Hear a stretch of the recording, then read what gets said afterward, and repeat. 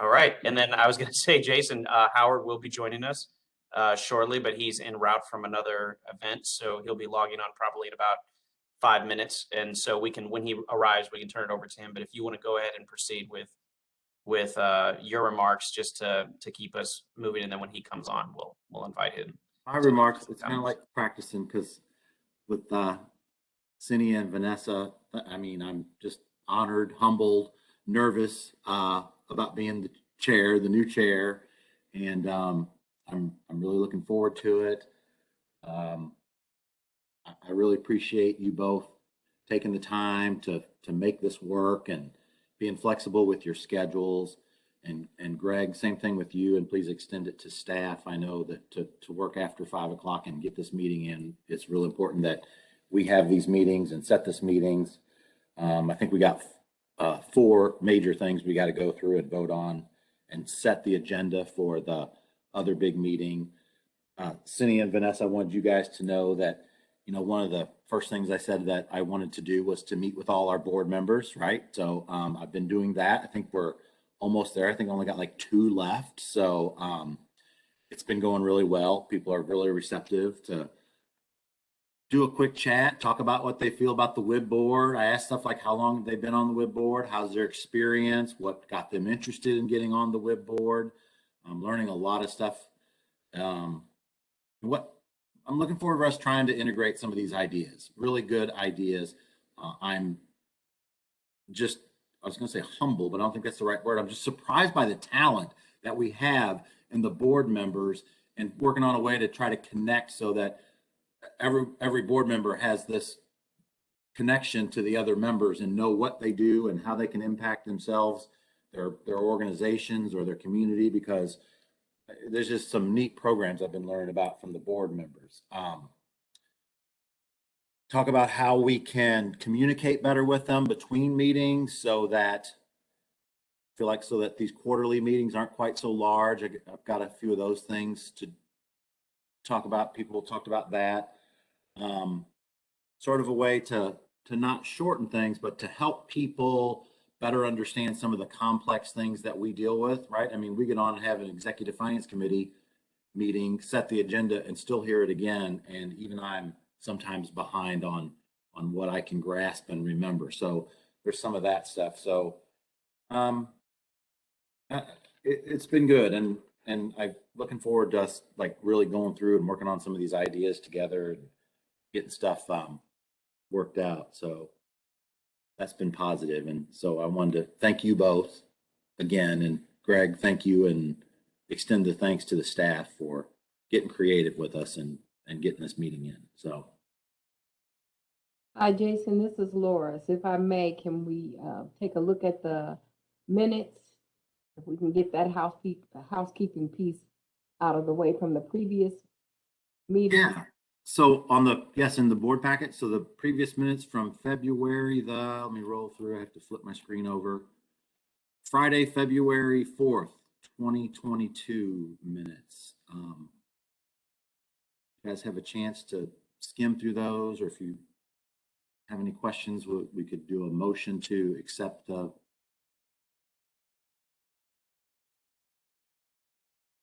I move that we accept the minutes from the February 4th meeting.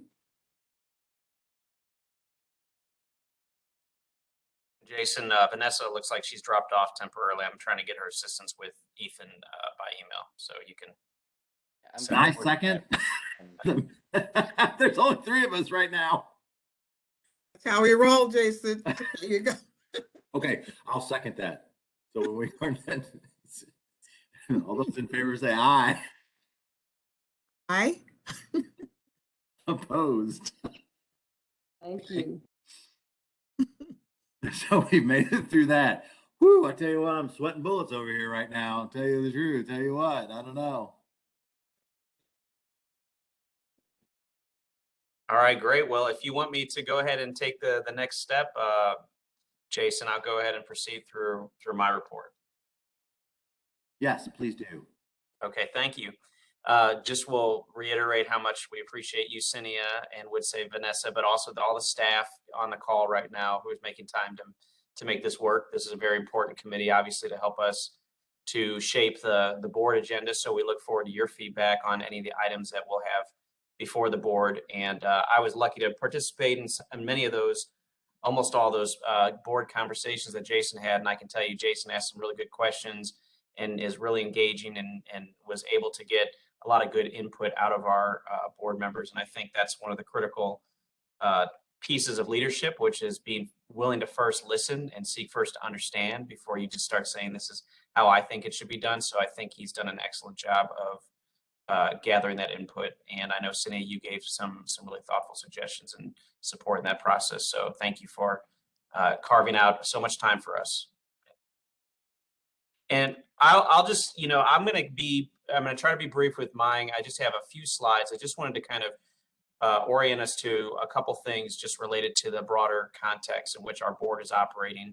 One piece of feedback we heard from board members as we interviewed them was they want to learn more about how we're making a difference in our local community in this time that we're in. So what are the very real ways that we are moving the needle and addressing some of the key labor shortages, or what kind of community impact are we really having with our work? And so I'm just going to touch on kind of an economic landscape in which we're operating first, and then talk about some of the things that we're working on that I think ties to what you hear about in the news pretty regularly, what you're hearing about in the community.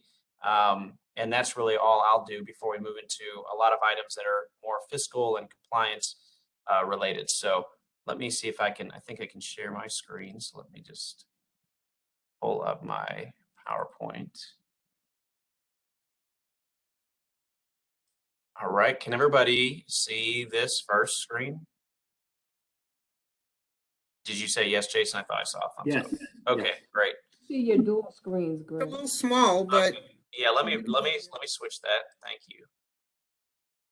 Sometimes when you have a dual monitor, you got to remind yourself to there we go.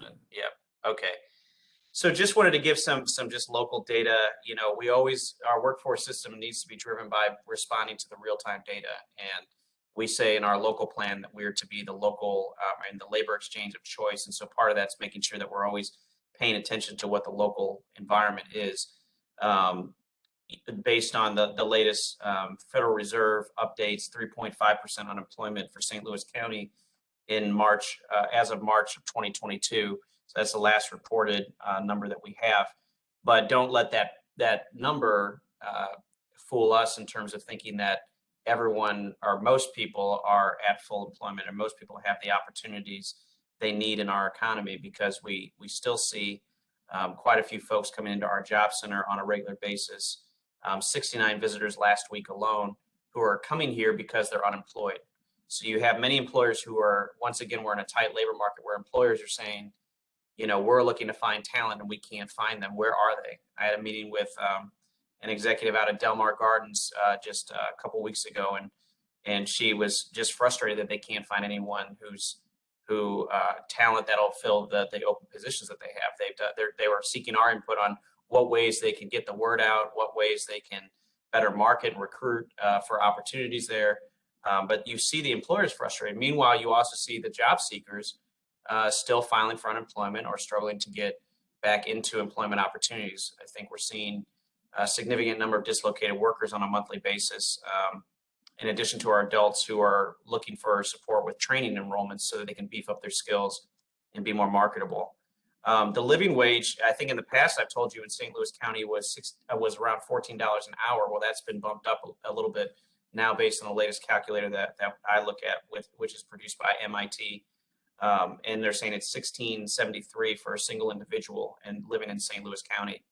And if you're a single individual with one child, that moves up to $35 an hour, $35.55. And then if you have two children, $45.95. And so when you look at what it takes to live today, to get through the economy, especially in a time of inflation, where there's higher food prices, higher gas prices, higher energy prices overall, we have a lot of work to do to make sure that when we're looking at employment opportunities and we're looking at the training programs that we're supporting enrollments into, that the outcome or the output of that are wages that match what we know is at least a living wage. We prefer to be higher than that. We've talked about family sustaining wages.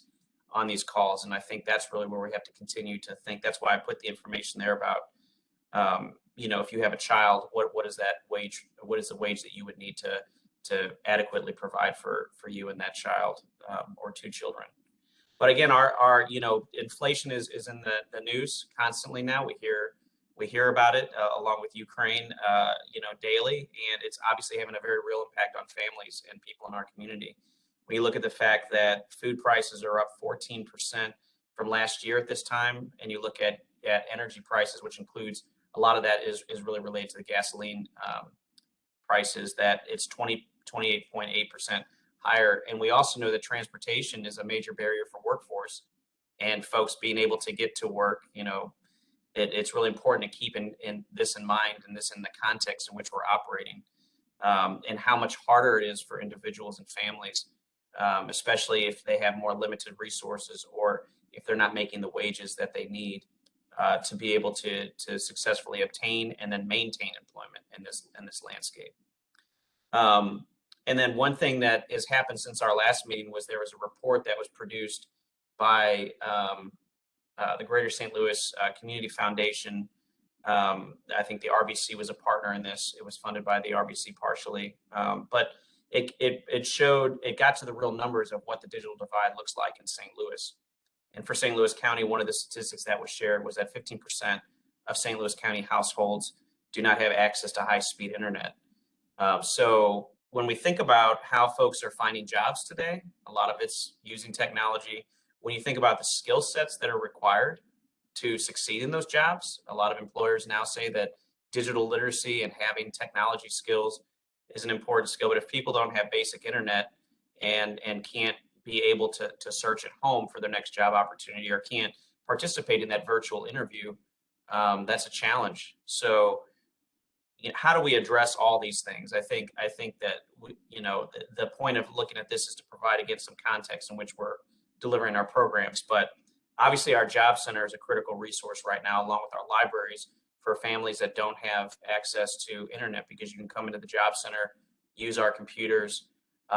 In some cases, if you're enrolling in a training program and you lack internet connectivity or you lack the technology you need, we can justify expending funds on supportive services to address that. There's currently a customer that we're working to serve that has that need, for instance. When you look at the effort to support those who are filing for unemployment, our job center again sees a substantial number, the highest portion of individuals who are coming in to get an unemployment assistance. And then our goal is to then connect them to other job resources that the Career Center provides. And so that should be a pipeline for our dislocated worker program. I think we've got to, as we look at the numbers consistently related to spending, we have more work to do to get dislocated workers reemployed and served through our programs. But this tells me, again, that there's some low-hanging fruit here with the folks who are coming in filing for unemployment and looking for that next opportunity. So I'm starting to look at what processes we can implement that will help us to ensure that those referrals continue to be active and remain strong as we move forward through this time. There's a couple programs that we're offering that are really addressing other things that you've probably read about in the news related to key shortages. The Post-Dispatch has released articles on the healthcare shortages, especially affecting nursing. We've heard a lot about how the lack of drivers is affecting the supply chain issues that we have, which then in turn impacts inflation. So how are we addressing some of those issues? I'm just focusing on these two. We have folks enrolling in a variety of programs, but these two industries, areas of occupation are kind of some of the top areas where we're seeing individuals that are coming through our job center enrolling in. So first one is really looking at the number of people that we enroll into healthcare training. A lot of our programs are heavy on medical assistance. Training leads to a certification to be a medical assistant, as well as CNA training, or certified nursing assistant. So these roles are really critical infrastructure to our healthcare system. They're not necessarily the registered nurse, but they are contributing towards a pathway to nursing. The medical assistants are really critical on the front lines and first meeting with patients, recording their information.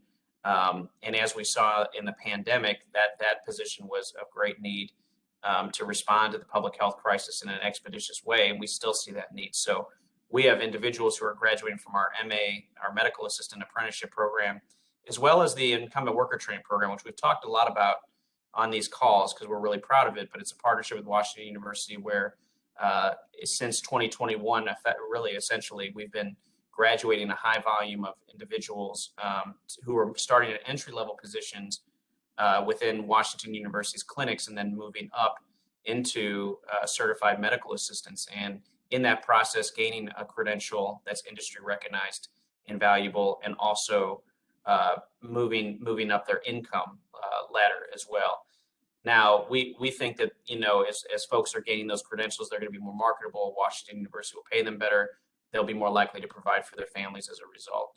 And then our CNA training programs are helping to address some of the shortages that I mentioned when I was talking about Del Mar Gardens. Within that industry of providing support to nursing homes, to retirement centers, there's a number of folks who need a CNA to support that work. And so we have a partnership with Bethesda and Lutheran Senior Services to graduate and then place through that apprenticeship program individuals in that occupation. And then much of our enrollees are actually in truck driving. We have around 74% on a month-to-month basis that are enrolling in truck driving programs. In looking at some of the data from the last couple of years, we had 52 in 2020, and then over 70, I think, complete in 2021. And so we've actually seen an increase in the demand for that program. We consistently see on a month-to-month basis, there's a high demand for individuals interested in those training programs. And many of them are coming out with wages that are closer to $20 an hour, many cases because of that demand. And so that's helping us to address some of the issues that we talked about around wages. But again, we have to continue to think about other programs that also support us on that path as well in terms of increased wage opportunities. But these are two issues where we're talking to Bi-State right now about trying to help with some of the labor shortages there. If you've looked at some of the local news, you've seen that the lack of drivers and limited supply of drivers is actually impacting commute time, which again affects our workforce issues overall in our economy, because if folks are having to spend more time waiting for the bus to come by because they had to cut routes out because of the shortage, they're going to be delayed in being able to get to work, and we're going to continue to have that labor shortage in a number of industries because of that transportation barrier. So we're starting in some preliminary conversations with Bi-State to look at how we create more of a direct pipeline or feeder of our graduates into job opportunities that pay well and have good benefits within Bi-State. So that's still some early conversations, but we recognize the importance of engaging in partnership with them on that. Any questions about some of these programs or some of the information I've shared so far? Or any reactions to it? Okay. The next slide, I just want to kind of quickly touch on some other things that have been going on.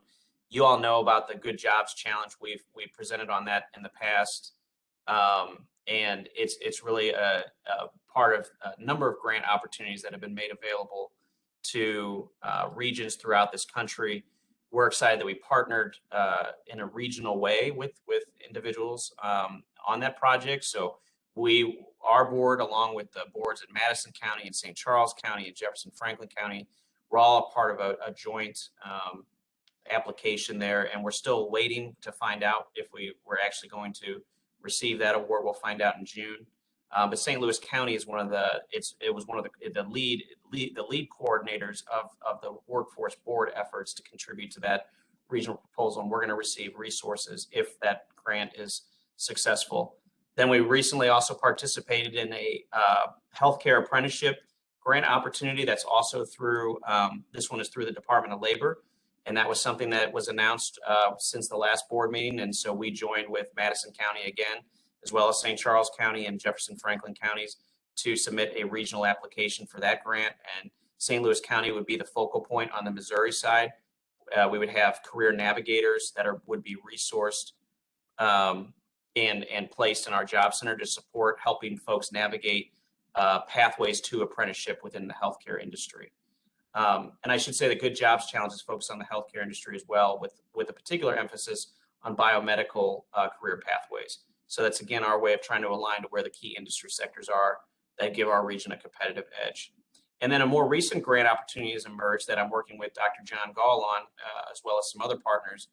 But we know that mental health and is really important, and the effects of the pandemic have created an even greater need in our community to have mental health specialists to support youth and to support adults, especially adults dealing with substance abuse issues. Jason and I had a chance to go tour one of our local agencies, Places for People, that are providing support for individuals in the community that are suffering from mental health disorders, especially substance abuse or substance use disorders.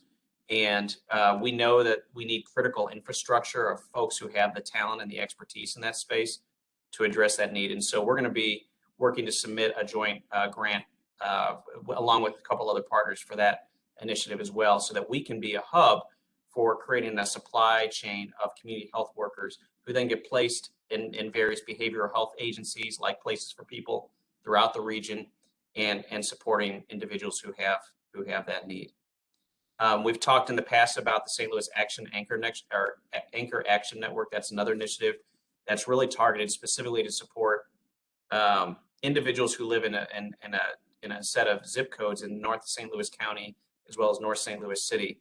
And that effort is a commitment of major employers like Edward Jones, SSM, the St. Louis Zoo, St. Louis University, Washington University, who said we're going to really focus more on diversity, inclusion, equity, emphasis on equity, and really working to connect individuals who are living in zip codes that have been historically underinvested in due to policy decisions and marginalized as a result of those decisions, to get better pathways to good quality job opportunities. So St. Louis County is one of the first boards to join that effort. We are working with them to source talent for those positions. Many of the zip codes that they're focused on in North County are zip codes of residents who come into our job center. So we're actually going to work to develop a targeted strategy where we send out notices, messages to folks based on zip code that have used our job center to recruit them for the open positions at these major employers. And we're looking to plan a major hiring event right now, scheduled for July or August to support that effort. And then we talked too about geospatial training that we know is if you've been looking again at local news, there's substantial investment in that industry. Our team has been working, Mavis Stone and Dr. Manning and others have been working on getting individuals enrolled into, youth especially, enrolled into a training program that gives them a credential at the end of it. It's a 12-week program and should give them some bare essential skills that they need to thrive in the geospatial industry. And we're partnering with Gateway Global, which is an organization that provides that training to enroll folks. We're hoping to get folks enrolled, young people enrolled in that program by early June. And that will be the first time that we're providing a geospatial training opportunity. But we know that's in the minds of industry leaders locally. Andy Taylor had a significant investment in partnership with SLU to create really a research center around this. So we know we have to be aligned to that and make sure that our programs are supporting our talent infrastructure in that space. So thanks to Mavis for quarterbacking that, and to Dr. Manning and Loris and others who've been working to get that off the ground. And we're hopeful we can make something happen before the end of this program year there. And then finally, we're doing some training on using our Talify assessment. I don't know if Cindy, you and Jason are aware of what Talify is, but it's essentially a career matching tool. It's an assessment that allows us to give really good feedback to job seekers about not just what their personality inventory looks like and to take stock of what their different personality traits are and how it might match a company, but to also look at some of the hard skills and soft skills that would make them a good fit at a company, and also look at workplace. You know, what kind of workplace will you thrive in? What kind of roles will you thrive in? And this assessment is also gives our employers, when they complete the assessment and they set up a profile, it also gives them the opportunity to draw directly from talent that's in the system to find that good match for open positions. And so this is our attempt to make the friction less when it comes to job seekers finding a good fit for employers. Because as I mentioned, we have a lot of employers saying they can't find the right talent. And then you have a lot of job seekers that are still coming in our job center because they're unemployed or looking for their next opportunity and still struggling to connect. So how do we make that process more seamless? And we already have the Talify assessment. It's being provided to us in partnership with the state of Missouri. So what we're doing now is starting the process of training our team to better utilize that tool. We just had a training this past week, last week, I should say, with our business services group, and they're learning how to make it more useful for employers. Because again, we recognize that it could be a good tool to really create more talent pipelines for these companies that are struggling to find matches for these jobs. And so that we're going to do a training at some point at the end of this month or early June with the rest of our case managers, co-located partner organizations, so that their staff knows how to use it. We have plenty of turnover sometimes with our subrecipients throughout our job center. And so making sure that new staff are trained, making sure that staff who've been here for a while get the retraining and get re-exposed to this, I think will help us, again, leverage a tool that we already have, but is currently being underutilized. So just wanted to give you this snapshot of what we're doing, again, to try to respond to the labor market conditions we see, to make sure that we're not doing programs in isolation, but making sure that they're actually connected to where we see critical problems in our community that we think we can solve. And I noticed while I've been presenting that Howard Hayes has joined us. So Howard, welcome. And I think Dr. Manning is here with us as well. I did not see if Vanessa is with us yet. I'm having trouble looking at my participant list. Here. Okay. Hi, Vanessa. Hello. Unfortunately, I'm having bandwidth challenges, so I can't be on camera. It's going to keep kicking me off. That's what was happening. No worries, Vanessa. Thanks for getting back in and joining us. So maybe I'll take any questions or any thoughts in reaction to what I shared, and then I want to give our Director of Human Services, Howard, an opportunity to say something with you all, to you all in a second. But any thoughts or questions related to this, to the data that's been shared, or some of the points that I made here? I have one question just because I'm curious about, so the Talify assessment, is that in addition, like work keys, when someone comes in and does work keys, that's a skills assessment? And so this is more of a matching, or is it replacing? I'm just kind of curious, like, how does the Talify stuff fit in? Yeah, I think so. I think you should look at it as and it looks like Dr. Manning, did you want to chime in on that? Feel free. No, go ahead. I didn't know if you wanted me to chime in on that or not. But no. No, go ahead. Go ahead, Greg. Okay, well, Dr. Manning, you correct me if I'm wrong, but the way we look at Talify, as I see it, is really to help folks develop more self-awareness about their skills, their abilities, their preferences when it comes to job searching and their career.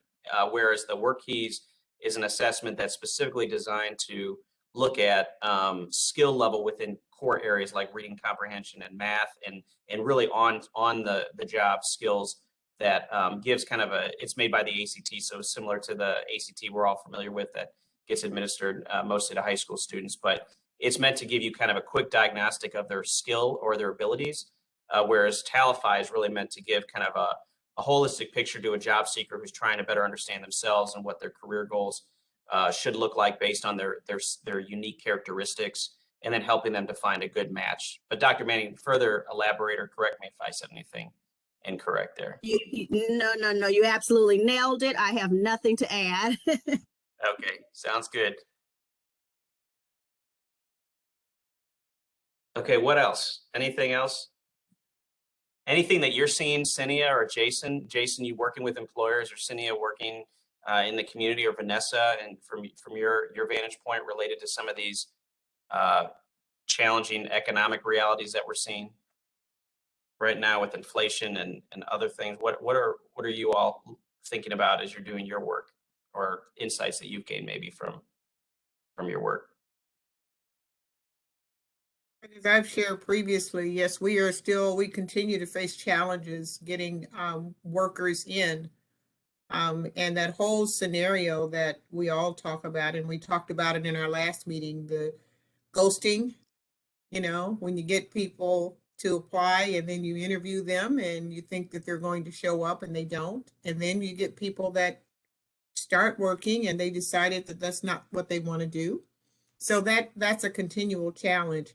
I'm really intrigued by this Talify assessment because I think it provides a different level for individuals. It takes away, in my opinion, more of the technical side, if you will, of things. People looking at it, the math and science and all of those things. Whereas it sounds like that Talify is more of a personality assessment, and it kind of helps people understand. It's kind of like grit. You know, do they have the abilities to be able to pursue what they're interested in doing, and are they connected with their own skill sets and talents? So I'm intrigued by that, and I look forward to hearing more about how we're benefiting from that, working with our customers. Cindy, I think you're correct. From the presentations I've had on Talify, I think you've reduced it to its essence. I think you're right on the money with that.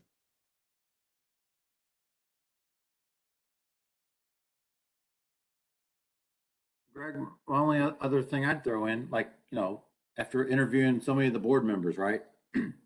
When you hit that point about the incumbent worker training program going on at Washington University, it's an opportunity for you to remind everyone that incumbent worker training is the program that employers can utilize if they already have workers in and they want to skill them up. And like, it's an opportunity for you to explain that a little bit to the other board members, because I'm learning that people are absorbing stuff as they attend the board meetings, and not everyone's going to recognize what that is. Right. Yep. And I think that's the key is making sure that when we share this information, that we're also always reminding board members, helping them to see how they can connect to it. Because it may be that we have employers on our board, which we do. We have majority representing business or designated as business representatives.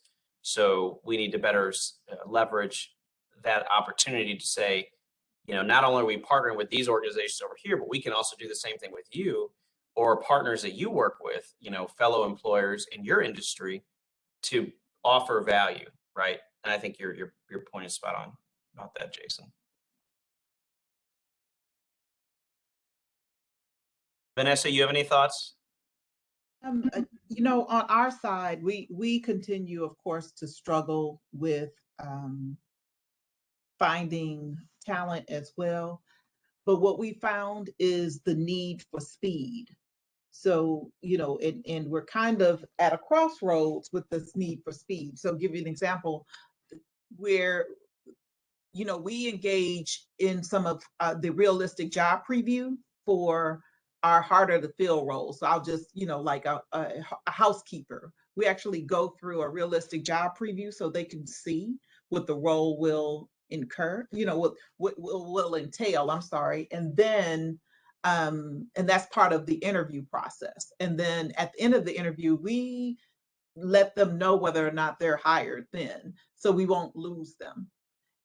What we're missing though on our end, and we probably won't fulfill that, is the AI piece, you know, artificial intelligence, because when you have AI, you can interface with applicants quicker through text, because that's the mode of communication nowadays. It's not the, you know, talking on the phone. It's not really email, it's text, you know, to respond. So the faster we can get in front of, you know, the applicants and let them know that they have a job and let them know what data report, the faster we can do that, the more we have, the more luck we have in keeping them.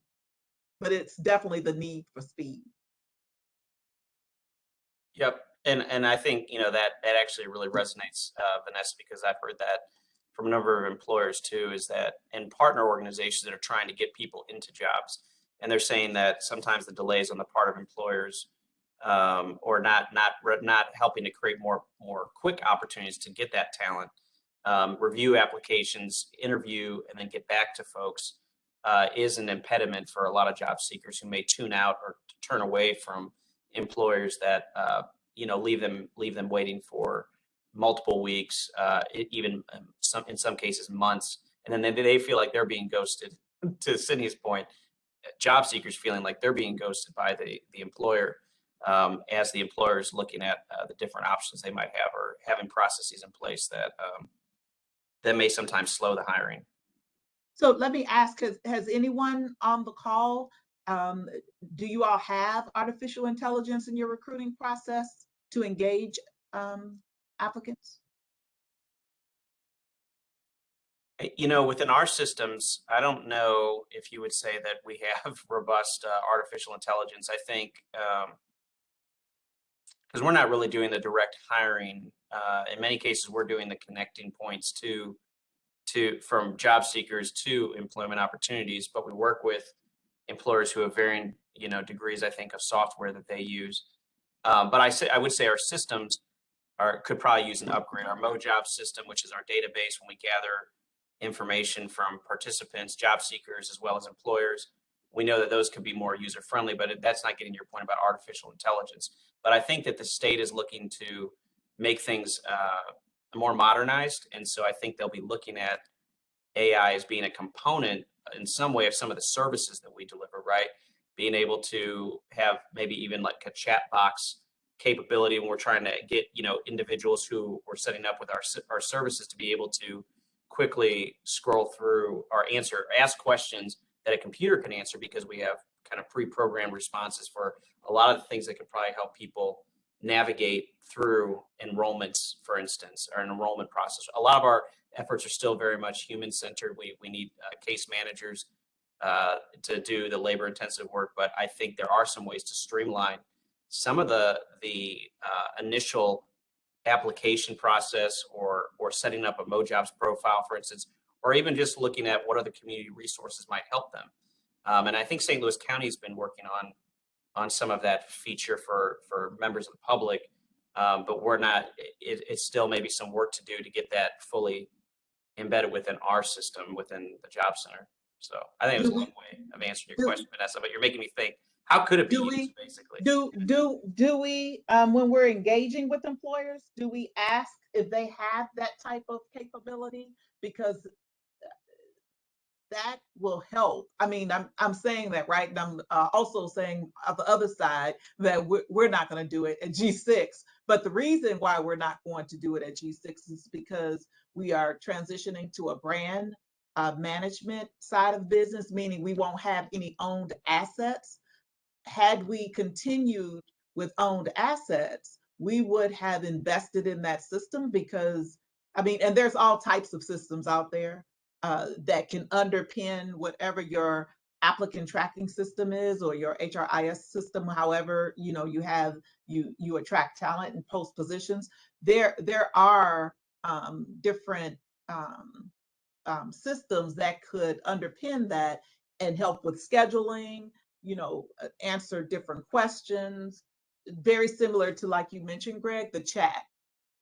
But I think when we don't have those types of things in place for the speed, that's where we lose a lot of people. Yeah, I mean, Derek Collins is not on the call today. He wasn't able to join us, but I will ask our business services team if we're ever asking that question. Or, you know, maybe we should be having some opportunity to help as a business service employers think about ways that AI could be used more effectively, right? And then use our ability to convene employers to facilitate that kind of dialogue. And so I'll talk to him about it, but I don't think we're currently asking that question necessarily, but wouldn't hurt. Would it be helpful? And I'm sorry if I'm interrupting because I can't really see anybody. But No, you're good. would it be helpful to maybe invite, and I'm just kind of thinking out the box here, invite some companies that use that service, or invite the companies themselves and kind of do a employer workshop, just to kind of get folks in that mindset, and have maybe the county sponsor it? Like I said, I'm just throwing this out there out the box. No, I think it's definitely worth looking at and seeing what we can do. I think so. I think we could do that because we have employer relationships. We would first need to assess like who's using it currently, what are some good examples? And then I think that you're right, we should be the convener, intermediary to bring, because a lot of times business leaders will listen to other business leaders, HR folks will listen to other HR folks, and we can create the space for it, certainly, for that kind of exchange. Yep. So thanks for the suggestion. I've made note of it. We'll talk to our business services team and see what we can do there, because I do think it's a good opportunity. All right, great. Well, thanks for the feedback so far. Let me turn it over to our director, Howard Hayes, Department of Human Services. Glad you're with us, Howard. I know you were coming from another event, so thanks for making the time today. But I'll turn it over to you for your remarks before we proceed through the agenda. Yes, just quickly to the committee members, I want to thank you for your service. It is important work. I apologize that I'm a bit late today.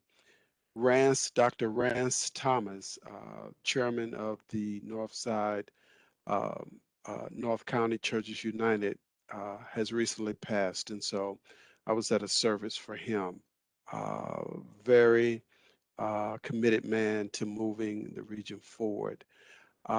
As you know, Greg has one-on-one meetings with me, and we go over kind of the day-to-day, the nuts and bolts of the job center. But in broad strokes, the work that you do, we do together is important to me and to Dr. Page. And so we've been giving our support as we can. Dr. Page and I were supporting Greg at the Met Center announcement for ARPA funds. We were with Greg at the apprenticeship program with the Carpenters Union. And we also continue to come up with new ways to sort of remove silos from the rest of the Department of Human Services. We have about 1,000 St. Louis Countyans that are receiving emergency rental assistance. And most of them are receiving the assistance because they don't have a job. So my question was, why can't we connect them to Greg's organization? And so that is taking place as we speak. And if you think of all of us working together, I don't know about you, Jason, but I'm still exhausted from the weekend. We worked with Dr. Page and Chairwoman Webb to just clean up parts of North County, Castle Park. So we're reaching out to the community, business, local, political, to let them know that this job center is here to help in every way that we can. But again, I want to thank all of you for your service to this board and your service to this committee. Thanks. Turn it back over to our chair. Yep. So thank Dr. Hayes. Yeah, go ahead, Jason. No, I just wanted to, I appreciate you taking the time and come by and speaking with us, Mr. Director, and appreciate that you're making that wraparound service connection. So hearing that you're connecting the renters assistance with our workforces, that's just a great big help for us all to achieve our goals. So appreciate that. Thank you.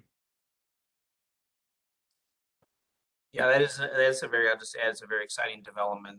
Had an initial conversation with our provider that's supporting that emergency rental assistance, and they're eager to think through ways that we can assist the customers that are filling out those applications. And as Director Hayes noted, who are saying they're unemployed, how do we get them faster to our services and then into programs that can benefit them? So we're having a meeting later this week to explore some of the thoughts around that. And we'll be sure to keep this group up to date. But it reminds me again that the work that we're doing in workforce development isn't in isolation.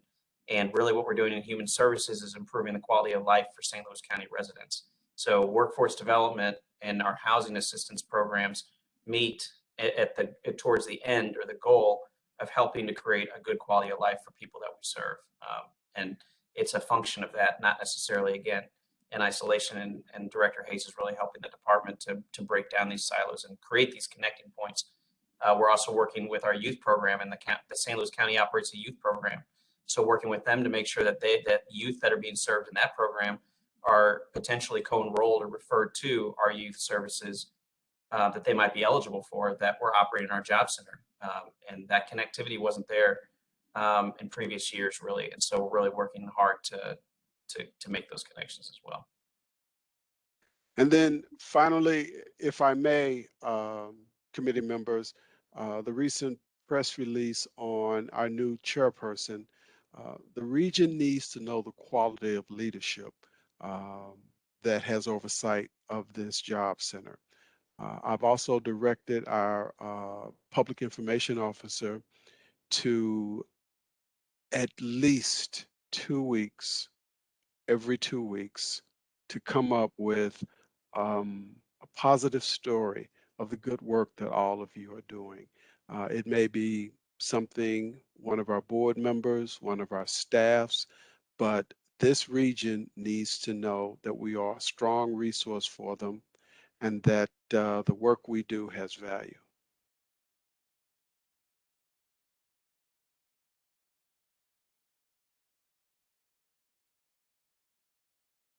Thank you, Director. Greg, now do we go on to reports? Yep. So we're going to move on to our FSIS report, and that'll be shared by Ann Agnew. And I think I'm going to be sharing the screen. So Ann, if you could just give me a moment to switch over, but we're happy to have Ann in this role.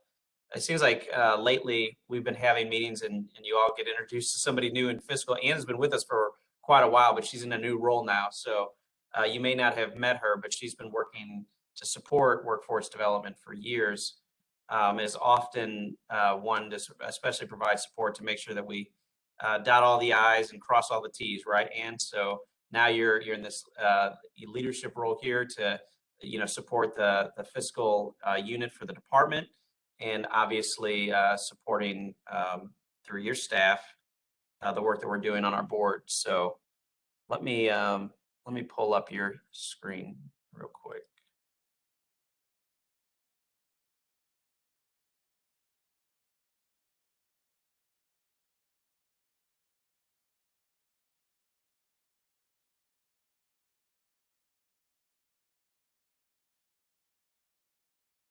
Okay, let me get out of this first.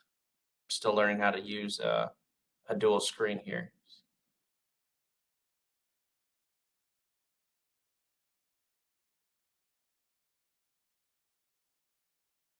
Can everybody see this agenda here? Yes. Yes. Okay, I'm going to scroll down to where we need to be, which is our financial report. So, and currently I'm flashing the screen that says WIOA expenditures report as of April 2022. Thank you very much for your kind introduction, Greg. I really appreciate it. I've been with Department of Human Services since October 10th of 2006. And for the most part, I did detailed invoice review and assisted with entering journal entries of the accountant threes and later helping with GL analyses and fund cleanup, stuff like that. This is my first time on the reporting end. But anyway, these are the formula funds that we were awarded for PY20, FY21, and PY21, FY22. And we do have an error in this first spreadsheet. We do have small amounts left over in the PY20, FY21 funds. It's like 3,600 left over in adult, which is like 1/4%. And we've got about 8% left per our general ledger in the youth and about 13% per the general ledger in dislocated worker. Part of what's happened is that some expenses that could and should have been funded to the old were, for simplification, put to the new money, but the drawdown was done in the old. We have a new accountant who is the primary senior accountant for workforce right now. And so I'm going to be working with him to get these things adjusted so that what's in the state file and what's in our GL match. I'm sorry about the slip up.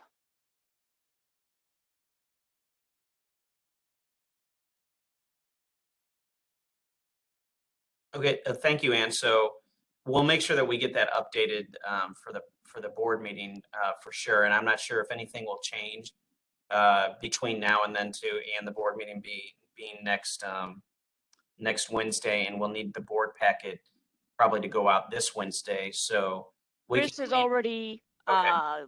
updated the spreadsheet, and I'll email that to you first thing in the morning. Okay, sounds good.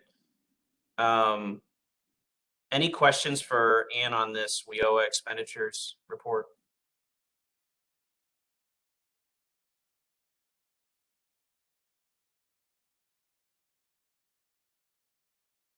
Greg, if there are no questions from the members, I just want them to know that Ann is in this position, not by chance or accident. Over the last 6 months, I've watched her, and she's extremely talented, and I have every faith. Members, she will be a good steward of our funds.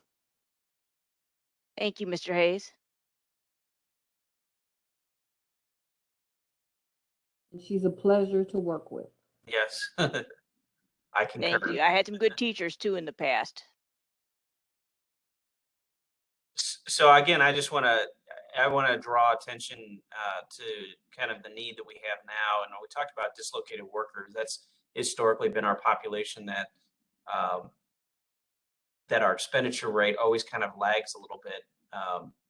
We have money for 2 years, to spend, I should say, by that second year. And so as Ann noted, we're nearly 100%, and which will get us to our obligated spending by the end of June of this year for the PY20 money. And so now we still have substantial amounts to spend, but I'm excited by the number of initiatives that we have underway and some of the new programs we've developed that I think are going to help us creatively expend some of these funds.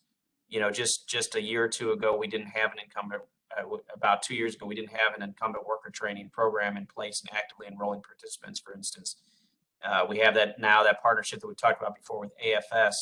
It's an adult work experience, so that can draw down from these funds in adult and dislocated workers. So the team is constantly coming up with some creative ways, and we need a challenge. We have been talking to our subrecipients about the need to continue to think differently about the services we offer and make sure that we're creating new programs that are responding to the need. And we need to continue to challenge them to do that when they're contracting with us, to make sure that this is really a board that's about innovation and responding to the real needs we see versus only operating programs as we have historically. But we have some work to do to spend this money by June of 2023.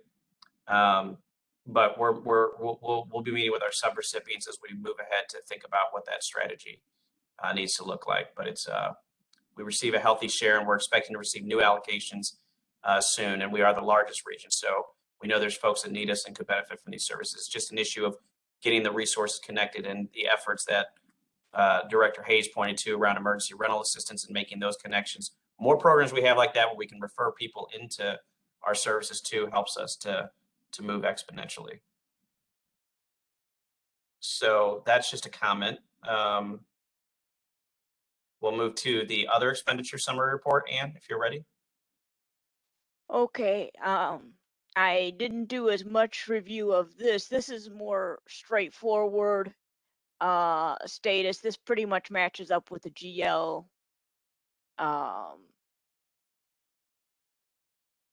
And I don't have any notes from Chris as to anything irregular or noteworthy about these grants. Can you just say what GL stands for? Just when you say that. My apologies. GL is my shorthand way of referring to the general ledger. And just want to make sure that we connected that dot. Thank you, Ann. Thank you. These programs over here, Skill Up and Jobsly, are our DSS funded programs, the Department of Social Services. And then we've had a number of conversations about this COVID grant. That's still our expenditure rate could be improved there. We're in the process of weighing internally whether or not we want to continue with this grant.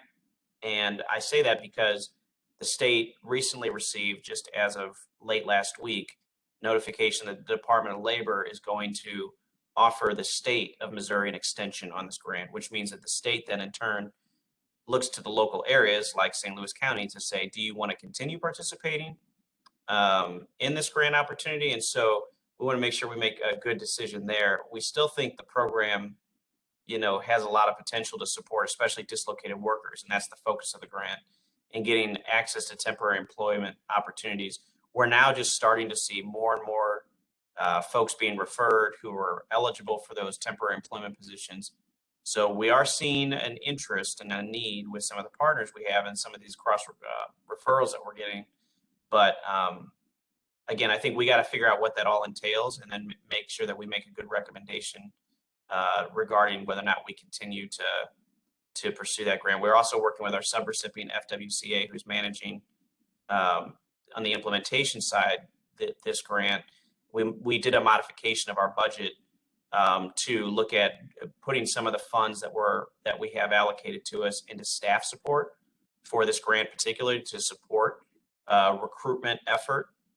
We've also expanded some of the supportive services that we could make available to participants as part of that modified budget. We haven't received a new modified and approved scope from the state of Missouri yet, but we did seek the input of our subrecipient to look at our budget and see what ways we can better allocate different line items in that budget to spend money faster. And so again, that's underway, but we're coming in on the close date of that as June 30th of this year.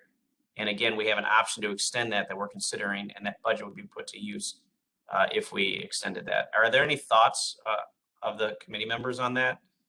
I mean, I know you don't have all the technical details yet, and I'm still going to have to get some more information from the state on what an extension would require, but that's My question is, yeah, go ahead. as a board member, which is what happens, because the end date's June 30th, we won't have a meeting but by June 30th. Do we roll into an extension? What's the responsibility of the board? Do we have to give approval for the staff to negotiate that? Does it just happen? Does it depend upon the state? Yeah, that's a good question that I'll be asking our grant manager, Donna Brake at the state, when we have a call. I'm scheduled to talk to her tomorrow. I wanted to have a call with her last Friday, but we had to move it. But that is a question I can ask her. We did have the vote. We did have the board approve and vote on receiving this grant. So I think it would be appropriate and would make sense that if that's the recommendation staff would have to the board to continue it, that we would take a board vote at the upcoming meeting and on Wednesday of next week, because the state has to move pretty fast to get confirmation from different areas as to whether or not they want to continue. So it'd be more or less a support for the idea of extending this grant, and then we would receive the money, or we would maybe receive new allocations that the board would have to again vote to authorize spending on. Or they might say that you'll just continue the pot that you have and just make sure you spend it within a year, right?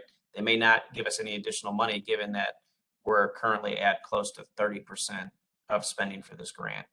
And again, I think that number is increasing faster because we have more people enrolled in the temporary employment opportunities, but we still have to, I think, weigh that. And then I have to ask those questions, Jason, of the grant manager to determine, what the board needs to do next. May I answer the question? What'd you say, Ann? You have a thought on that? Go ahead. Yes, because my primary duty before becoming interim fiscal manager was supervising the HUD grants, and we have extra housing money both from in addition to our regular HUD programs of emergency assistance. We got extra money COVID related for that, and there's also from another federal department emergency rental assistance money too. Urban League is a big contractor on some of these monies for us. I was wondering if you would want to get notice out to Urban League and other agencies involved in that assistance to line up their clients with you on this COVID ESG workforce money. You mean them as a like a referral organization to get folks into the, you're saying into the grant? Okay. Yeah, no, that's a good idea. I don't think we've reached out to Urban League in the past. They used to manage our youth in school program for many years. Right, right. Would that require us to do a vote to like, are they an automatic? Well- you have to RFP it or anything like that, or they just, can we just? I was just thinking about contacting the agency and providing them information about what workforce offers for clients and asking them to provide that referral information to clients looking for work that they're helping with housing. So really in that case, Jason, Ann's not suggesting that we would go out for a whole new RFP. We do have this currently administered by our existing subrecipients. So I think it would be more of a matter of how do we create more partnerships in the community that can be a referral for that program and make sure they're aware of the opportunity so that when they see individuals who might qualify, they could say, okay, this might, you might be a good fit for this. And I do think that that could be, and they would, if they wanted to also, similar to Cinia, establishing kind of a worksite agreement with the county to refer participants, we could ask other organizations like an Urban League to be one of those types of partners too, where they are actually a work site potentially as well. But if not a work site, and that's something that we wouldn't need the board approval for necessarily. It's a part of the implementation of the grant that the board has already approved. But it's a way of trying to get more opportunities to refer folks into the grant and then spend the money effectively. Okay, thanks. I don't have any other questions.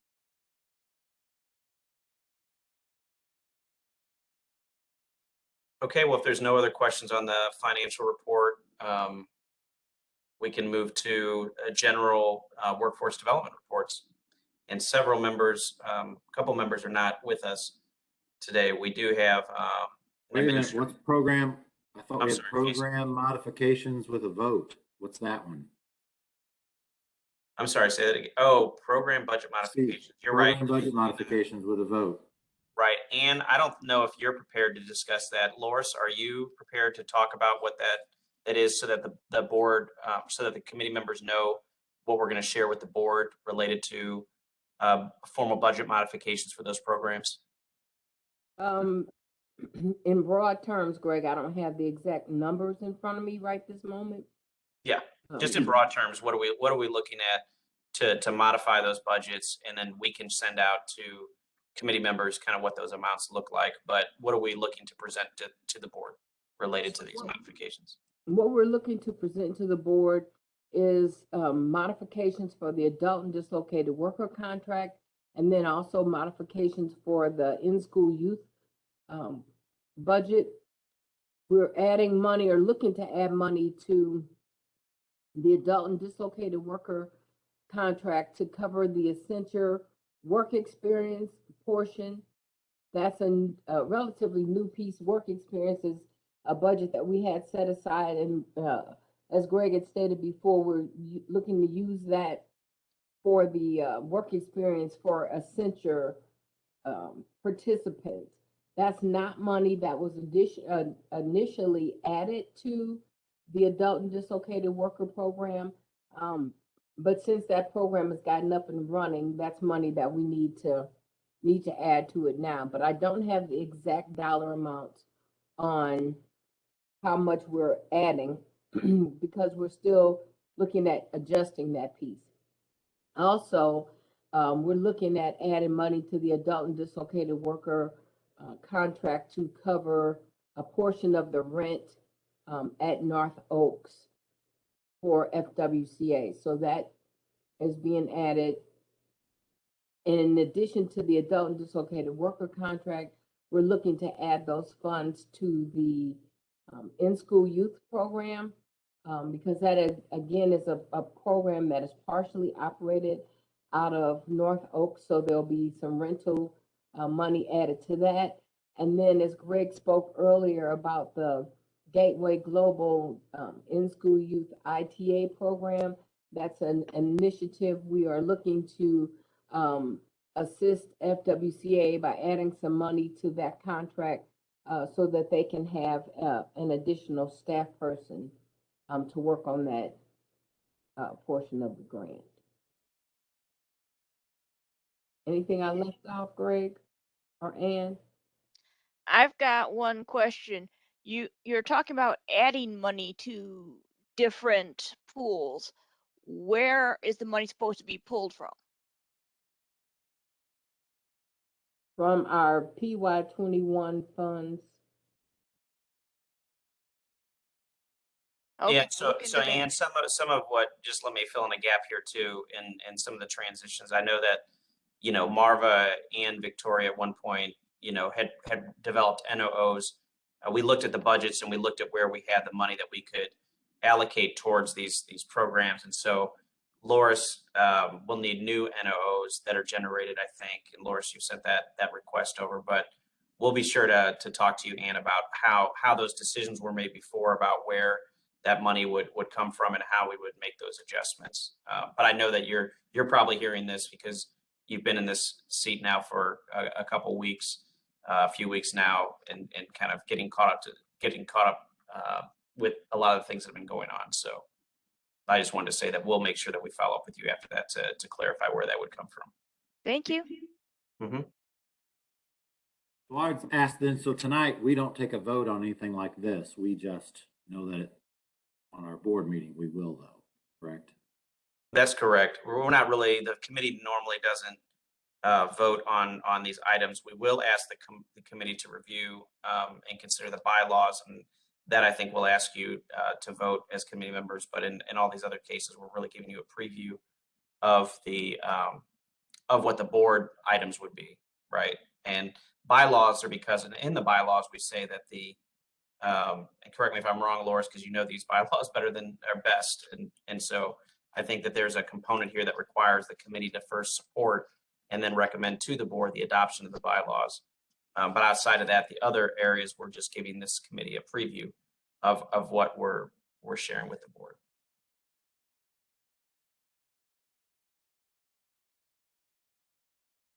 Okay, thanks. Absolutely. Well, Loris, since you were just talking, do you want to go ahead and continue with your top of the next report here, administration?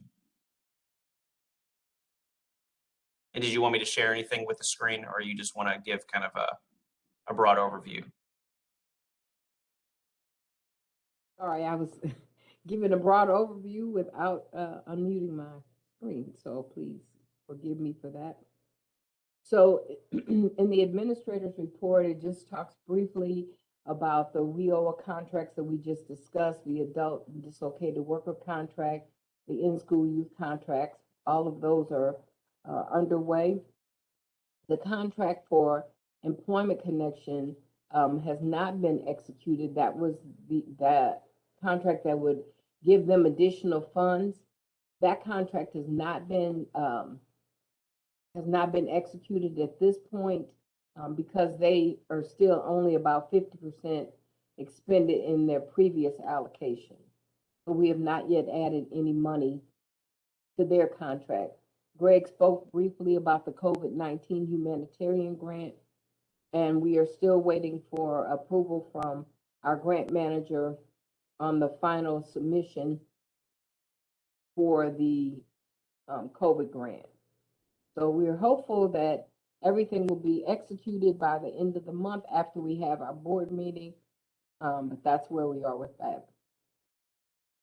As far as the Workforce Development Board goes, the bylaws, we received hopefully our final review from the county counselor's office. We do have Matt Callanan on the line with us, joining the meeting today. So Matt can answer any questions for us regarding that. once we get to that piece. We did have another board member who resigned from the board, so that's Kashana Armstrong. She was the center director at the St. Louis Job Corps Center, and she is no longer in that position. So I have reached out to the Job Corps Center because we've traditionally had a member from Job Corps on our board for the last 10 years or so. So I did reach out to the young man that replaced Miss Armstrong on the thing. The other one is Hart Nelson. I'm not sure if you all realize that Hart had resigned his position on the board. He did make a recommendation for a replacement. To date, that person has not yet filled in her application, so we are waiting for that. So we have some new board members to be appointed, or some positions to be filled on the board that will be appointed by the county executive's office. We've been in contact with them. They are aware of that. So they are working to either find some other people that are interested, or the county executive wants to move over to the board. And if not, we always have other members that make recommendations to the board. So I anticipate that our board will not have openings for long. We do try to get those filled so that we can be in compliance with state requirements. One movement on the board is Dr. Gall is being moved from an ex officio position, which is a non-voting member, to an active voting member.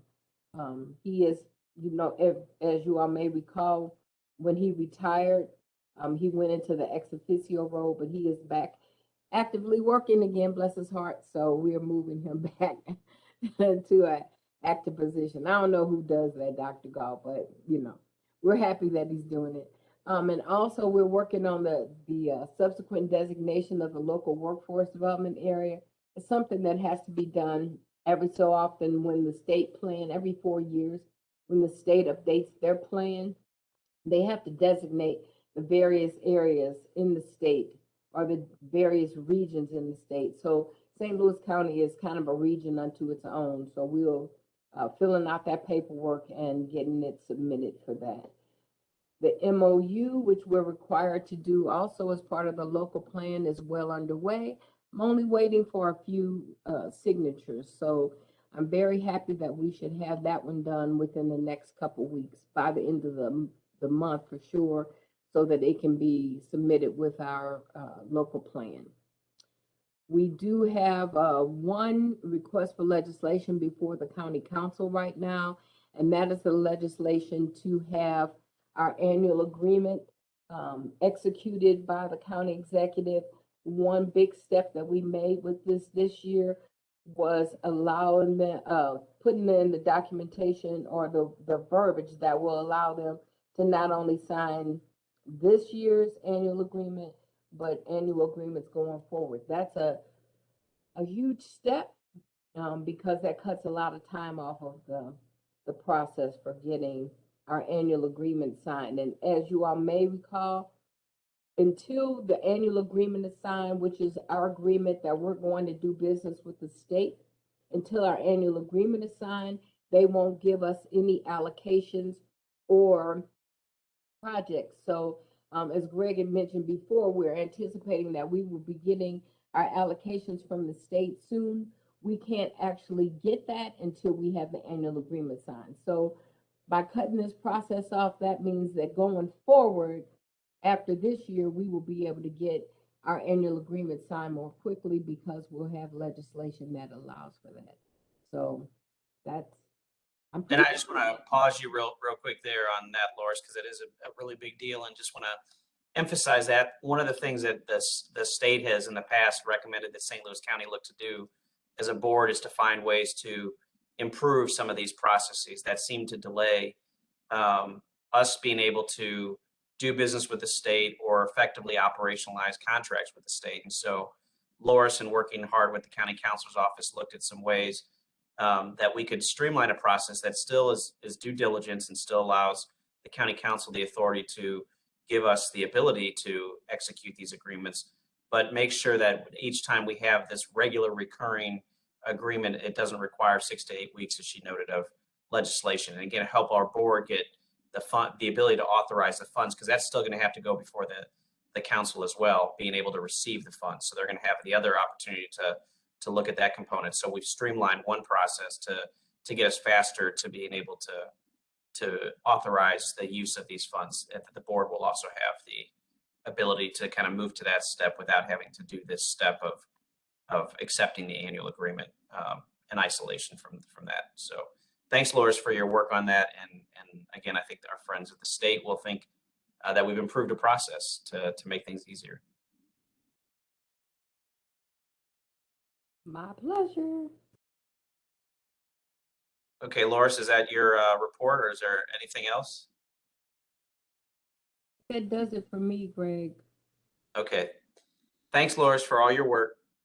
Loris, I want to tell you, I'm chiming in because I want to thank Loris for all her work because, you know, I said I met with all the board members, but I could not have done it without you. Scheduling, Loris, thank you so much for all of that. You keep track of a ton of things.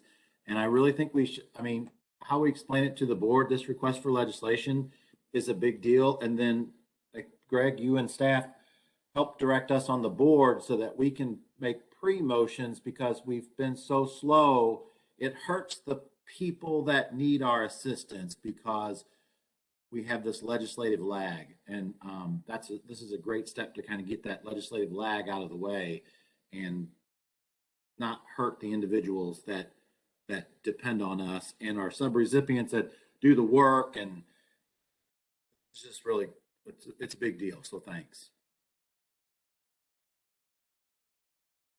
Yeah, absolutely. We'll explain that. And I should note to other members of the committee, Jason is taking his role to new levels. He sat with me in a county council meeting just to hear the introduction of the bill that would help us move this piece forward, which it required him to sit through at least an hour and a half first. I'm not saying the county council meetings are not riveting experiences and true testaments to our democracy, but Jason patiently sat there to have read for the first time. It only took about a minute or so to have read that this was being introduced onto the council agenda. So thanks for already rolling up your sleeves and spend an hour and a half after work, because those meetings start at 6:30, just to serve in your chair role to just witness that. Is there any action on the board that we have to take due to this passing? Is there a vote that we have to do to, like? Yes. Is there a vote that we have to? Okay. So that is on under new business. That we will, it's a required vote. So you would have seen that in that kind of, well, I can't remember if I actually covered it in that read ahead, but I think so, that this is something that we have to vote on at this meeting. And again, if this is approved by the council, then I wouldn't expect that the board would have to vote subsequent years on receiving the annual agreement. But it is something that is required for this meeting. Yep.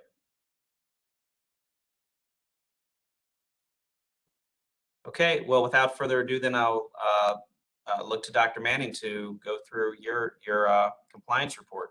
And I have your performance. Absolutely. Yeah, and I have the performance outcomes up. Yep.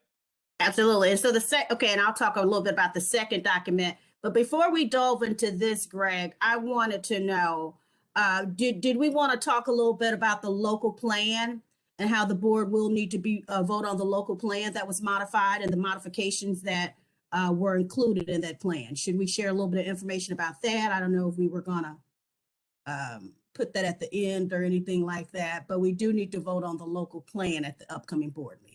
Yes, absolutely. Yeah, absolutely. And I think I'm gonna need your, have you kind of revisit that with us. So it's under new business on this agenda. After your compliance report here, we'll probably move through some of the other reports because other members aren't here, but we'll get down to that component where we'll discuss the local plan. Even though I see it's 6:30 though, so I see. I know, right? I'm trying to make sure. Good effort, Dr. Manning, to try to get us. Yeah, I'm trying to breeze through. Just make sure. Okay. So as far as in your packet, guys, this is current performance as of May 2nd for our region. I was going to. You have in your binder or the next screen, I don't want you toggling up and down, Greg, But the next slide would be your sub-state monitoring report. And those numbers are from January, before January 24 is when the numbers were pulled for the sub-state monitoring report. And I wish I could have done a side by side because I wanted to show in contrast where we were at the end of January versus where we are now as of May 2nd. It's a good deal and it's a big deal, guys. And I know I always talk about, you know, in the beginning of the year, we see our performance and we get a little, you know, a little shaky because like, oh, why are the numbers reading this way? But in order for you to totally capture WIOA performance, we have to let the data work through. I mean, and when I say that, our program year begins July 1. We start putting a new pool of individuals into the database who come in for training, work experience, adult work experience, incumbent worker program, all of our plethora of programs, right? And so when this data is entered, you're always going to have a minus in there because they haven't completed anything. So I always like to reiterate when discussing these numbers and stuff that usually by the time we hit our third quarter, you know, it paints a picture of what we've done for most of the year and how our year is going to end. Okay, I wanted to say that as a disclaimer, guys. Okay, so this is May 2nd performance outcomes. And as you can see, our youth, we have hit our negotiated performance rates with the state of Missouri. We've reached our now back in January, our youth numbers read a lot differently, guys. And you know, we were kind of like, oh, we got to get some things going. And what the two things I want to bring up is the credential and skills attainment. Credentials for youth back in January were 52.68%. Okay. We are now at 103.33%. Back in January, skills gains for youth, we were at 14.25%. Skills gains now, we are at 95.53%, guys. And that's because our youth had to work through these programs in order to get these credentials and gain these skills, you know, for us to put the skills gains in the computer. So at the beginning of the year, while it read again 52.68% and 14.25%, look at where we are now. So you know, I just wanted to highlight that, you know, that's a big deal and that's doing a great job. For dislocated work, any questions about youth, guys? I know I can talk pretty fast. If I need to stop and or slow down at any point, you guys please let me know. Okay, so for dislocated worker, let me see what I need. Dislocated worker. For dislocated worker, we were at, and we're still, for employment in Q2, while we still don't have the mandatory 90%, and we're still in the red with 85.02, in January for dislocated worker, for employment Q2, we were at 72.16%. We are now at 85.02%. In our other areas, we have reached the negotiated rate. We've also, when you guys see anything in green, it means we have hit the max. And the state is now giving incentives when you know, it's what is it called again, Greg? I forget what they call it. When you remember, they're going to talk with us about some things. We can now get more money. I mean, it's it is incentives. I think that's how they look at it. They call it incentives, where they release some additional funds based on hitting certain marks. And our DOL negotiated rates, I think, are considered within that as part of our annual agreement as well. Absolutely. For incentives. Yeah, but they do call it incentives. Absolutely. Another section under dislocated worker I'd like to highlight is that in January, our credential for dislocated worker was 59.94%. Okay. Our credential now for dislocated worker is 91.99%, and we have reached our negotiated goal with the state. So that's a good deal as well. Again, we've reached that performance, and I'm gonna be honest with you guys, because we're doing a good job in some of our areas. They are going to press us to do more. Okay, so when we hit a ceiling and they start negotiating those rates, they're going to charge us with enrolling more individuals. You know, and that's great because it helps us to keep our bar set high, if that makes sense, and continuing to grow and serve more individuals in our region. Okay, so for an adult, there is one under adult that just a second, guys. Under adult, I want to bring attention to the credential as well. The adult credential, while we see 8814 and we're still in the red, again, we have to reach 90%. Back in, we were about in the same range for credential back in January. So, you know, as our trainees continue to graduate and things like that, that number will continue to get better. I am confident that we will hit that 90% by June 30th. I'm absolutely confident. Title III Wagner-Peiser, as you all know, Title III Wagner-Peiser is not WIOA. Wagner-Peiser is everyone who comes into our job center that registers. Everyone has to register for a Wagner-Peiser registration when they enter our center. So these Wagner-Peiser indicators are those individuals that came in for self-service or either came in just a job search and things like that, but they didn't take the next step or didn't necessarily need WIOA funded activities, if that makes sense. So these are individuals that, you know, don't work with, I want to say, our core staff. These aren't core services. So no money is spent on Wagner-Peiser services, basically. Okay. That's all I have for the current performance outcomes that we have. If you go down to the next screen, anyone have any questions on that? Okay, if you go down to the next screen for me, Greg. We have the memorandum where this was submitted. It's always submitted mid-year or such or so to the director. It's our sub-state monitoring report. And so this gives detailed information of the files that were reviewed for this report, what issues, if any, were had, and gives an outlook on where our performance was, again, back in January. So if you guys take this particular sub-state monitor, and we have to submit this report to the board every year. So it's a state requirement.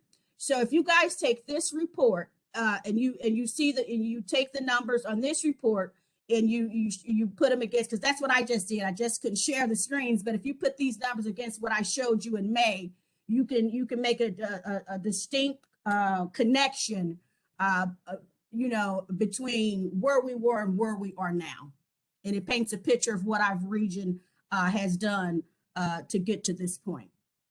And again, I'm very pleased with the numbers that we have now. We can look forward to the state challenging us to serve more people next year, because they are, because they will. But good deal. Again, it helps us set our bar where our bar needs to be. If you want to scroll down through the report, guys. So basically, I didn't want to go, because in respect for time, I don't want to go through each of these sections. But if you go through this report, it'll give you an idea of what was reviewed and what, if any, issues we had and how they were resolved. You'll see a resolution section, a finding section. It'll give you all the information that you need. Yes.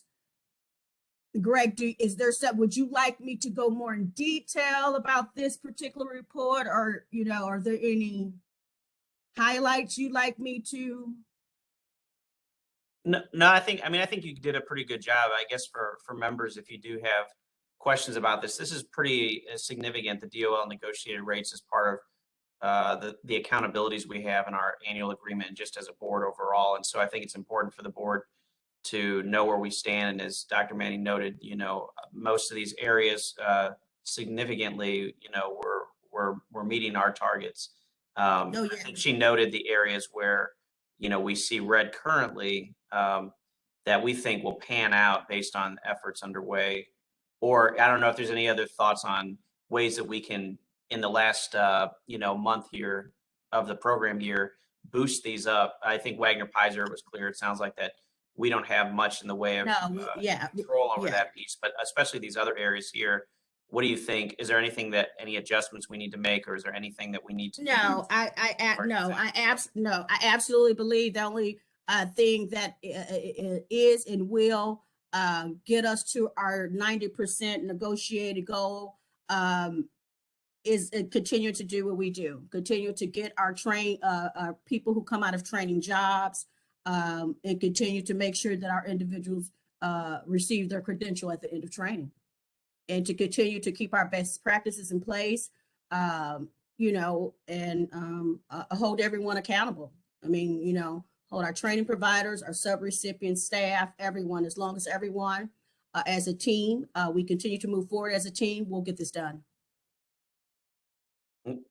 And then the sub-state monitoring, I think everybody understands does everybody understand what sub-state monitoring is and why it's important, just as from a context standpoint? Jason, Cindy, and Vanessa, or is there any questions you have about like when this is conducted, why it's conducted, anything like that? No, I don't have any questions. Okay. Jason, looked like you were going to say something, but I was just gonna say, isn't it just when we get audited? I mean, isn't it the state auditing the process? They pull files. I mean, Actually, Jason, it's us auditing our sub-recipients. And so how the state does the PMR, the Programmatic Monitoring Review, every year, regions are tasked, and it is mandatory that we conduct sub-state monitoring every year of our sub-recipients. And so that is what that's what this report is. And it is handed into the state every year, and it is presented to the board every year. So there's multiple layers, Jason, of audits that we have, and obviously the auditing that we do of our subrecipients. We also do fiscal monitoring of our subrecipients as well. Yes. So just think of it as layers, right? DOL audits the state audits us, we audit our subrecipients. Right. So this sub-state, that's why it's called sub-state, is because it's under the state. We're doing it as our local area.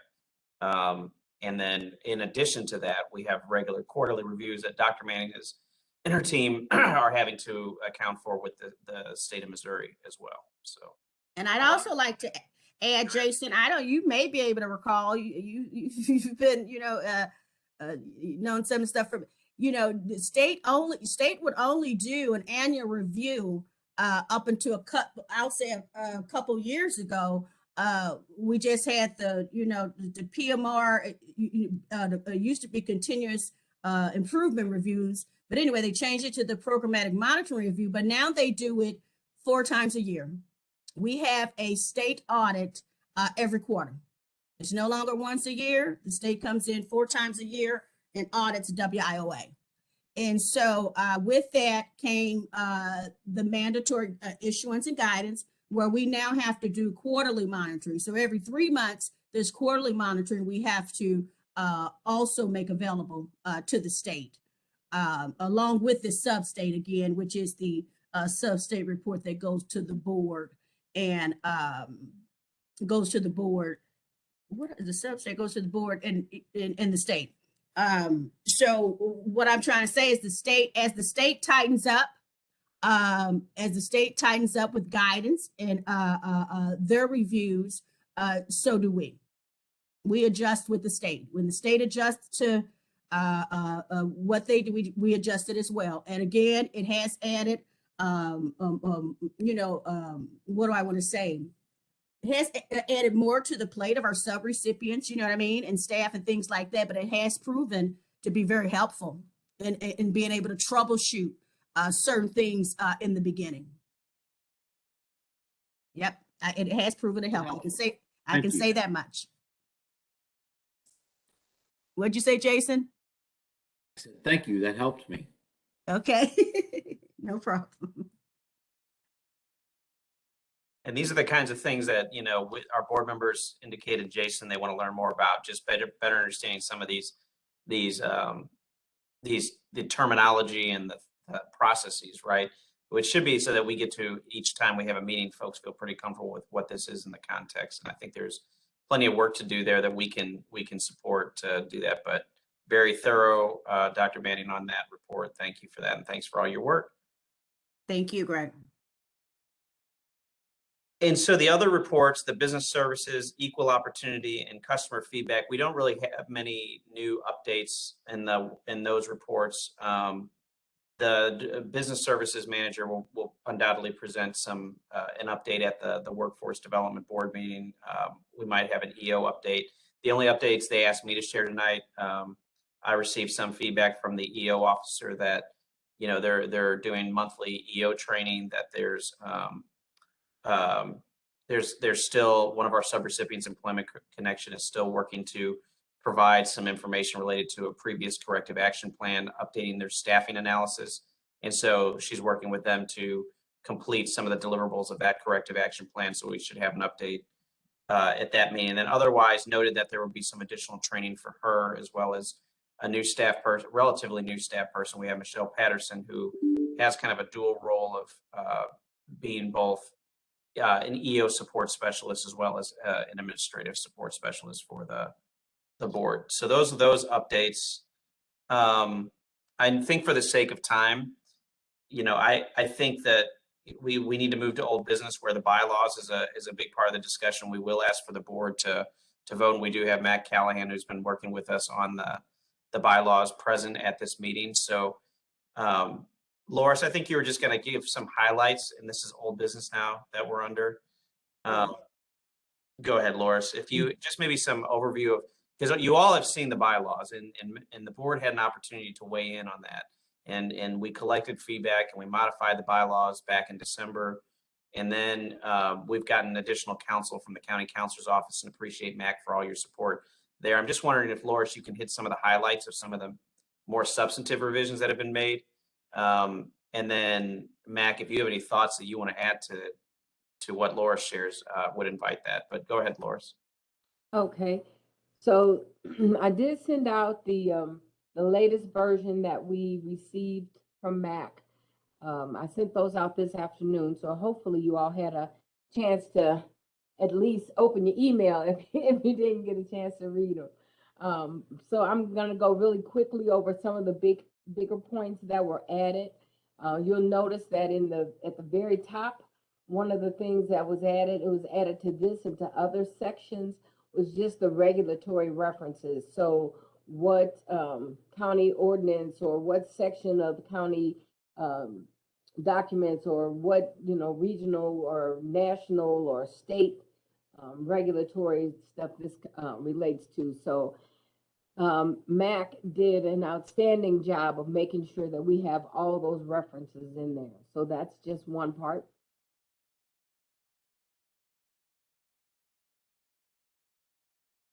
Thought this was going to work quick. Under the Article 1, which is the officers, most of the stuff that was added was just verbiage, making sure that we had the right things in there.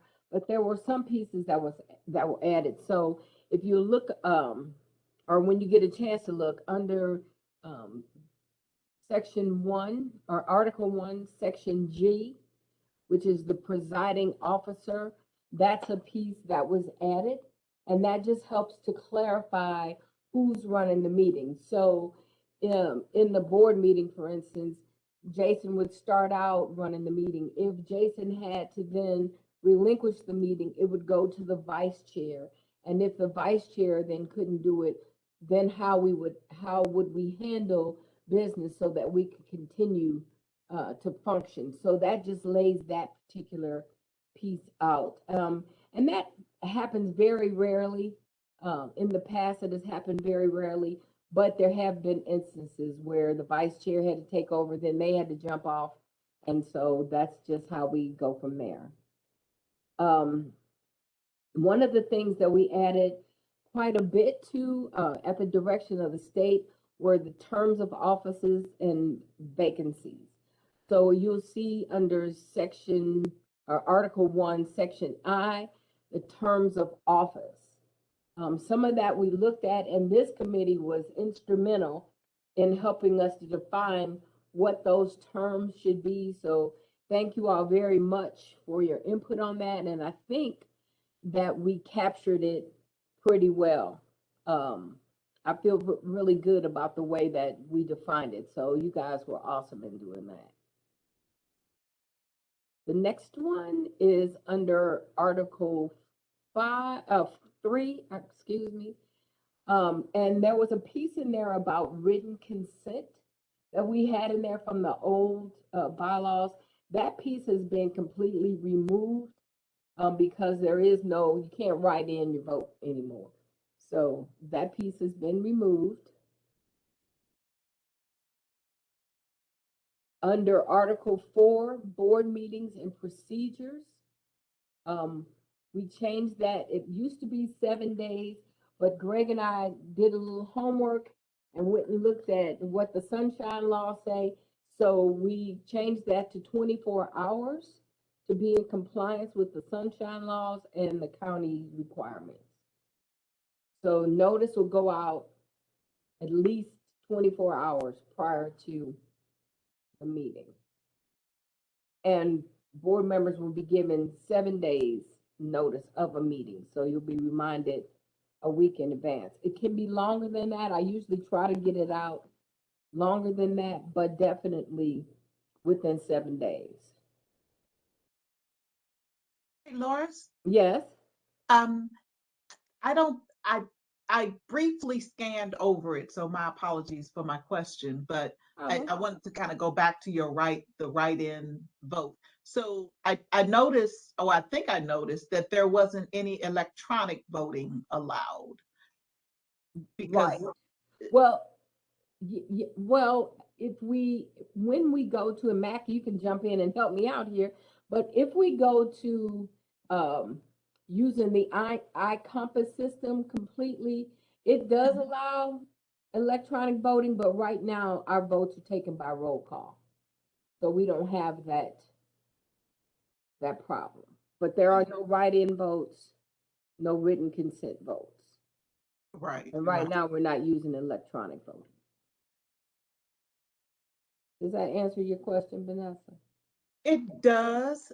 I was just curious about, because you know Outlook has that functionality, right, to vote, and that's traceable. So I just, Unfortunately, sorry, Vanessa, unfortunately, that wouldn't be sufficient for us being a government agency, so we can't utilize that feature. bummer. Especially since it's traceable. Thanks, Mac, for jumping in on that. Sorry, Vanessa. I know you want us to be all electronic. We're gonna get there one of these And days, but And I say that having bandwidth problems today, right? But right. Okay, let's see here. Go back. We got the virtual meeting piece in there, so that was kind of neat to, I saw that. You're right, Yeah. Jason. Yeah. I mean, that- baby steps, Vanessa. you're right. You're right. It isn't there. Okay, one of the most significant changes was in the amending the bylaws. So there was a whole new piece added to that, or it was just cleaned up and clarified, to say how the bylaws could be amended and what the, process was. So one of the first processes for amending the bylaws is to present the recommendations for change to you all, and then have you all present them to the board. So these are the recommendations, or what you have, the document that you were sent is the recommendation for the changes to the bylaw. I can send you, if you would rather have a copy that showed all the strikeouts and the add-ins and all the tracking of the changes. If you would like to see that, I'd be happy to send that to you. But after some discussion with Greg, for the sake of expediency, we thought that it would be most prudent in this meeting to just give you the cleaned up version. But you are certainly welcome to have the other version with all the strikeouts and so forth and all the markups in it, if anybody wants that. And then, oh. Well, are you gonna go through another change, Loris? I just want to make sure. So one thing I know, Cindy, you have a hard stop at 7, and you just noted that the members have to, I think you just noted the members have to vote to recommend the bylaws to the board. Is that accurate, that we need to take some vote within the next 9 minutes? Or, Well, the vote will be taken at the first board meeting following this. okay, So I don't see anything. Mac, help me out if I'm missing it. But I thought Also- I had gone, Also, Greg, that would be if this was adopted, but we'd be going off of the voting procedure for the previous bylaws up until this has been implemented, if that makes sense. okay. So we don't need the committee to do anything necessarily at this meeting. Follow your old procedure and not what we have changed on this, because this wouldn't be in place until you've Gotcha. approved it. Makes sense. Okay. Understood. Because I have a hard stop at the Right. top of the hour as well. And I would recommend, Loris, is there any major substantive change that's remaining with the bylaws? no, those are the biggest ones. Okay. Thanks, Mac, again for your support, and thanks for walking us through that, Loris. So if you have any additional thoughts before we present this to the board to vote on, please feel free to share it. And I would recommend, given that we're already asking a lot by having you all meet in the evening, that someone make a motion to consider tabling the remaining items. Most of these we can provide brief updates through an email, and I can do that tomorrow. There's nothing that, especially the nominating officers, waivers, meeting format, we'll just present it by email. I think the only remaining item of importance that will require a vote at the next meeting is the local plan modifications and MOU IFA agreement. I think if Vanessa and Cindy jump off at 7, we don't have a quorum for this meeting. So I don't know, Dr. Manning, if you can quickly run us through some of the changes that were made to the local plan, what that modification means. And then I think that we could get a motion to adjourn. But do we need a motion first to table the items? That's a question that I don't know. To table all the items except for the local plan, MOU IFA. Mac, do you have any sense of this? I'm not a parliamentarian, so I think we can just make the decision as a committee to do that, but I just want to make sure that we're following the right procedure. Hey, Greg, I just I am wanted to not an quickly, expert on Robert's Yeah. rules, but Okay. that should be fine, Greg. I just want to quickly commend you and your team and Loris on the bylaws document. You know, I was able to glean through it. I remember our initial conversations, walking through some of these things, including, as Jason mentioned, the virtual piece. But it looks nice. It's a nice document. It seems to be very thorough, and I was comfortable. I see these all the time, but I was very comfortable reading through it. But I'll look again before the board meeting. But I thought it was well done. So compliments to you and your team. Thank you.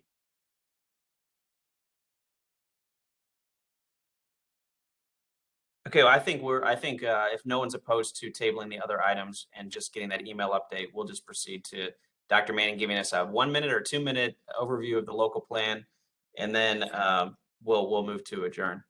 Absolutely, absolutely. I'm going to go very fast, guys. You know, I talk fast anyway. So, however, we did do the local plan modification. It is required by the state. Local plans, we used to get 3.5 years before we would have to do a overhaul of the local plan due to new guidance.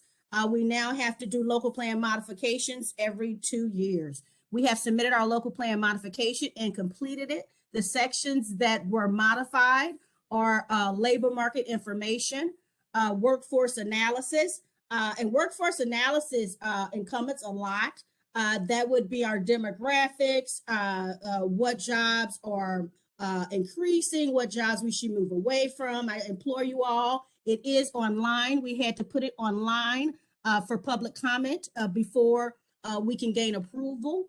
And so if you guys have any time to look at that local plan modification that is online, it can be viewed by everyone and comments could be made. We encourage you to make any comments that you may have, or if you see something that we may need to expand upon, we welcome those comments. So again, it is a labor market information, workforce analysis, in-school youth programming has been modified, as well as OSY programming has been modified in the local plan. And so that will require a board vote. We require the board vote on those modifications. And so that'll happen at the next board meeting. And again, it's online. We'd appreciate it if you guys have any time to view that document. If it would be, I believe it's okay, Greg. It may be advantageous for us if any of the board members want that modification sent to them, directly to them so that they can view. That may be advantageous. Yep. That's all. That's all I have. We'll send the link to the local plan modification. We can also send you the document that kind of highlights the areas that were modified. So we'll do that as well tomorrow. Thank you, Dr. Manning. Absolutely. Howard, did you want to say anything? I know I just saw your camera come on, so I want to make sure if you had anything to say before we. No, just again, for the service of these members, I just want to say thank you. Thank you a million times. Thank you. Thank you, Howard. And Jason, do we need to, for the agenda, do we need to vote on moving the agenda forward? Are we saying this is going to be the proposed agenda, or can we wait for that? I mean, that was part of why we really wanted to meet before. Are we acceptable to this agenda that's presented and have the same one? I don't know how we can move things up. I know that we've done that in the past where we've tried to move our votes forward to not lose membership. So Yeah, I would recommend that we move the major items to vote up to the top. And what we'll do then is leave the workforce development reports, somewhere in the middle that would occur after the votes are taken while we have the quorum that we need.